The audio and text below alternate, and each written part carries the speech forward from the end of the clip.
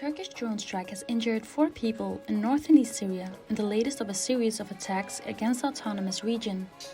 An unmanned Bayraktar drone targeted a vehicle on the road between Qamishlo, the region's largest Kurdish majority city and de facto capital, and the nearby town of Hamoudi.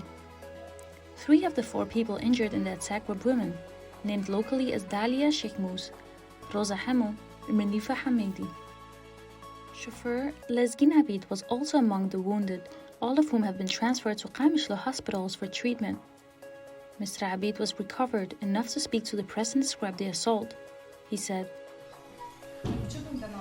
I'm Foxim, Hashfiri Foxim. I'm hot Maherme Shogoder Basker, Umadi Gogur. Kawa Gogur, Midi Jumps Daket and Adnesik. As Hatas Hatim Himo, we could love it, Takan Gla Hacha Daket and Arde was sick.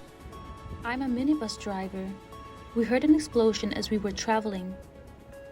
Along with the explosion, the windows shattered and it didn't stop, but drove rapidly to the Hamo neighborhood. The attack follows a recent uptick of airstrikes against both Nes and other Kurdish and Yazidi regions, with Turkey launching a wave of scores of coordinated strikes in a campaign which also targeted the Mahmoud refugee camp in Iraqi Kurdistan, as well as the ancestral Yazidi homeland of Shingal. In December, meanwhile, 6 people were killed in a drone strike targeting youth activists in Nes Kobani.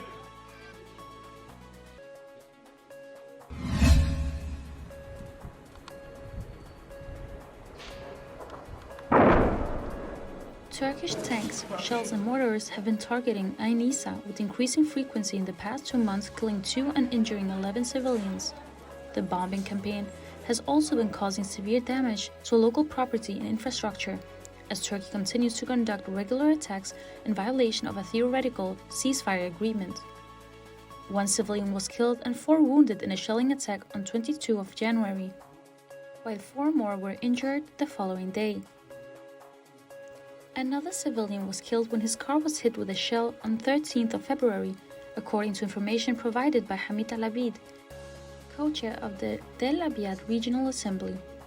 Tel Abyad was occupied by Turkey in October 2019 while neighboring Ain Isa, the former administrative capital of North and East Syria, due to its central location and ethnically diverse character, has faced massive shelling campaigns and assaults ever since. Mr. Al-Abid noted that the recent increases in shelling coincided with ISIS uprising in the Sinas prison in Haseki, which led to the deaths of hundreds of prisoners and civilians, as well as an unknown but significant number of escapees. He called upon the international community to intervene and stop the Turkish government from supporting sleeper cell attacks against the region. Ain Isa lies on the front lines of regions seized and occupied by Turkey during 2019's invasion of 5,000 square kilometers surrounding the cities of Tel Abyad and Serikaniye, killing hundreds and displacing hundreds of thousands of civilians. Though fighting was formally brought up to an end by parallel ceasefire agreements reached with Russian, Turkish and USA agreement, Turkey has consistently violated these agreements by launching continued assaults, drone strikes and shelling along the line of contact. Turkey uses its network of militias under the ban of the Syrian National Army to maintain plausible deniability while continuing to conduct these attacks.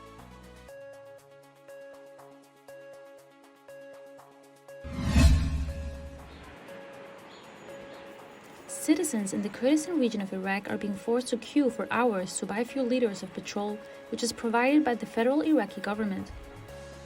Some drivers queued from 6 in the morning till 4 p.m. in order to benefit from the relatively cheaper prices, in an indication of how severe the petrol crisis is in the region.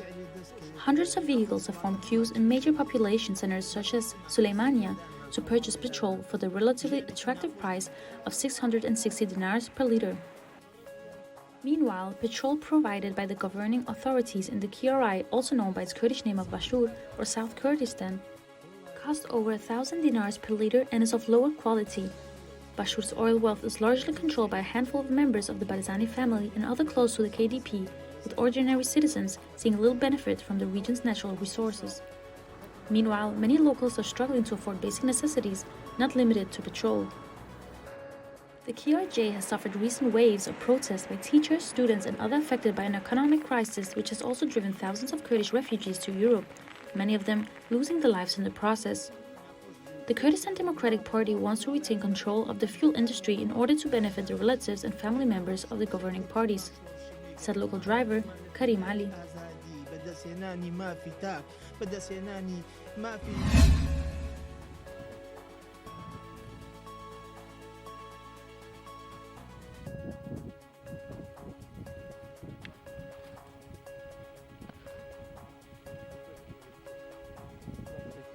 Bu zamanlara kadar geldiğimiz 7 seneden bahsedeyim, geçtiğim 7 sene. Hep zor, yani çalıştığım maaş yetmiyordu. Her ay 200 lira, 300 lira, 400 lira, 500 lira her geçen ay biraz daha hani içeriye girdi. Her geçen ay biraz daha içeriye girdi. En sonunda baktım hani yapacak gibi değil yani. Durumlar biraz daha zorlaşıyor. Sanki her geçen gün bir kriz, yeni bir kötü bir hayat, kötü bir yaşam, yani dengesiz oluşumlar olmaya başladı. Ben de aracım vardı. Aracımı sattım işte. 50 tane koyun aldım. 50 tane koyunumu işte doğurt, işte ona göre arpa aldım, ona göre buğday aldım.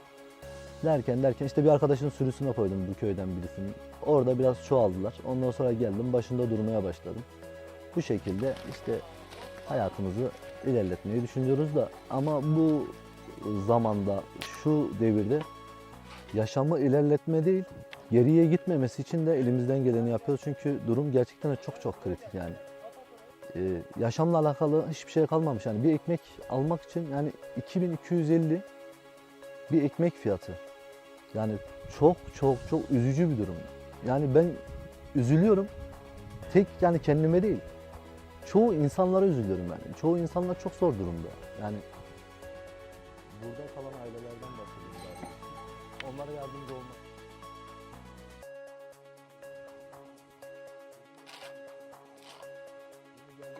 Yiyemedik, aç kaldık. O zorlukları görünce hani yanıma gelen arkadaşlar da hani çok telefonlar geliyor bu konuda. Hani gelelim, çalışalım. Ama ücret bile istemiyorlar. Adam asgari ücretle çalışıyor Ankara'da. Yani 4000 Yani biz aslında komün bir köy kurmak gibi bir hayalimiz var. Şu şekilde işte kendimiz üretelim, kendimiz yapalım, kendimiz yiyelim. Herkesin farklı bir görevlendirmesi olsun.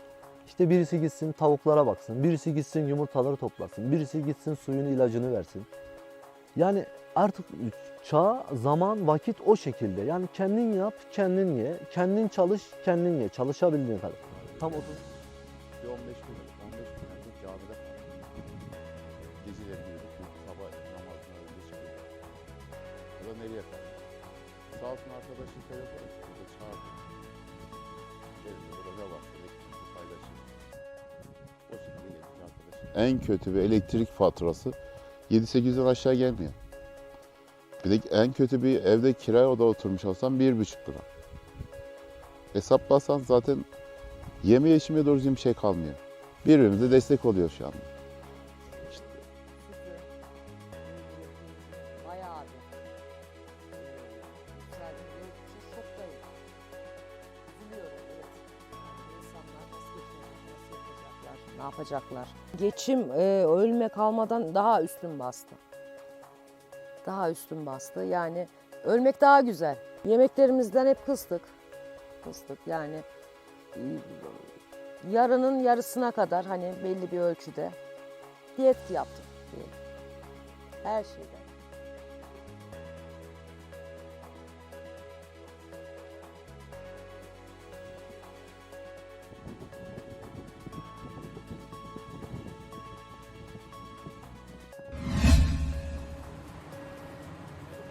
A new bakery is being built in Sheikh Maqsoud to help deal with the ongoing food crisis in the exclave.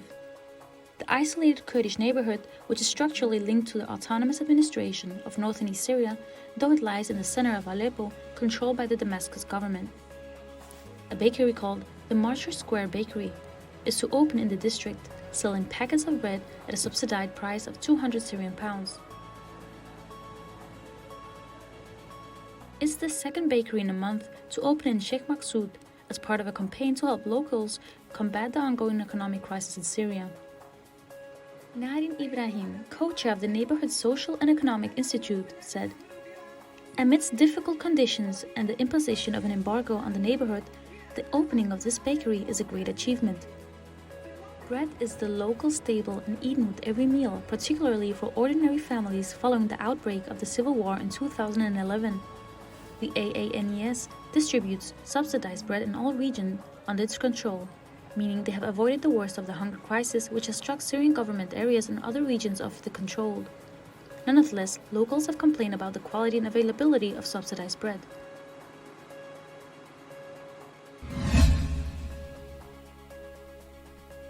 "3,000 trees have been planted by the mosque dam in Terbisbi, North and East Syria, as part of an ongoing environmental campaign. The project, organized by the Jazeera Region Autonomous Administration in collaboration with the local environmental directorate, will also see new tree nurseries established in the region. The trees will cover 4 hectares of land, though officials are struggling to cope with the lack of adequate water supply. At the same time, we will provide the irrigation for this project via hoses. It has been asked of us to deal with the lack of water. حمد ملي محركة إيجو صار عبيد دينا دفردجي براستي تاجا بيمانة جمتة خواستن أم شوا اهتمامي أم بادارا بكن. Lack of rainfall has been compounded by both ISIS' campaign of burning wheat fields and other agricultural land across the region and Turkey's use of water resources as a weapon of war against NES. Turkey has both seized control of the key water station at Aluk, which it uses to control and systematically sever the flow of water to hundreds of thousands of local residents and farmers, and intentionally reduce the water flow into the Euphrates River. The project follows on from the other tree planting campaigns across the region, including the internationally recognized Make Rojava Green Again campaign. Most recently, thousands of trees were planted in a rural area close to the city of Kobani.